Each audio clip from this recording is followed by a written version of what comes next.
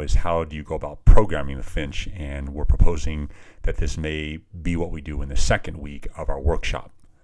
So what you do to program the finch is you use something called this Scratch offline editor. So it looks a lot like the Scratch thing that they would have done earlier in the week, but it's a slightly stripped down version, a little clunky, but it works okay. And this will probably be the last time we'll ever use this because I have a new version of all this coming out. But let me just show you how it works.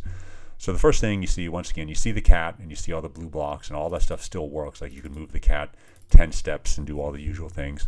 But what this also has in it now is this category called more blocks right here.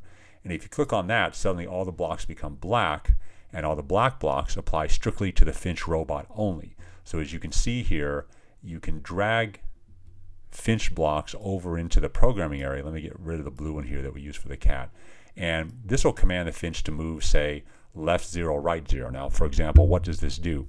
Well, the numbers in here apply a certain amount of power to the two wheels that I showed you in the finch. So for example, if I wanted to move straight, I would apply equal powers, maybe 20 and 20 to both wheels, and that would cause the finch robot to move straight. So I can't really show it in my current video setup, but if I double click on this, for example, here,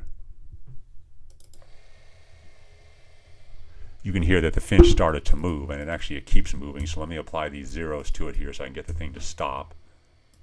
Okay, so there, now I got the finch to stop. So what you can see is that when I clicked on this, the cat no longer moved, but the finch moved. And so we sort of like this transition in terms of using robotics, because it just sort of takes the same ideas you've learned with Scratch and the blue blocks and the cat earlier in the week, or in the last week, but now you just applied to the finch robot. So there isn't really anything new in terms of coding going on, but what's fun about it is suddenly a little robot starts moving around on your floor. So what I can do, for example, here is I can get the finch moving, let's say, some power on the left wheel, maybe 20 and 20. And then what I'll do maybe is I'll go back up here, see if I can find it here. I'll just let it do that for 1 second, so I'll wait for 1 second. And then what I'll do, let me go back to the finch motion here. Then maybe what I'll do is I will change the color of the nose to red. So these three numbers here tell you basically what fraction of colors you'd like to mix. So if I do 100% red and 0 green and 0 blue, the nose will turn red. And then maybe what I'll do is I'll wait another 1 second in there, and I can go back to finch, and let me see if I'll play the buzzer here. And then maybe I will just make it turn here. So I'll just go back here and make the finch turn. And I'll make it turn by applying a certain amount of power, maybe 50 just to one wheel, but not the other. And of course I can start the whole thing out here by waiting for the green flag to be clicked. So you can see the logic that we have going on here.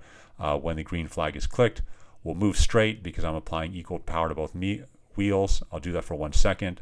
Then I will make the red nose come on. I'll wait a second. I'll play a tone. Then I'll make the finch turn. And I should probably just add a bit more in there so I can get a little controller thing. I'll do that for 1 second. And then I will make the finch stop by applying 0 power to both wheels. So let me show you what this does.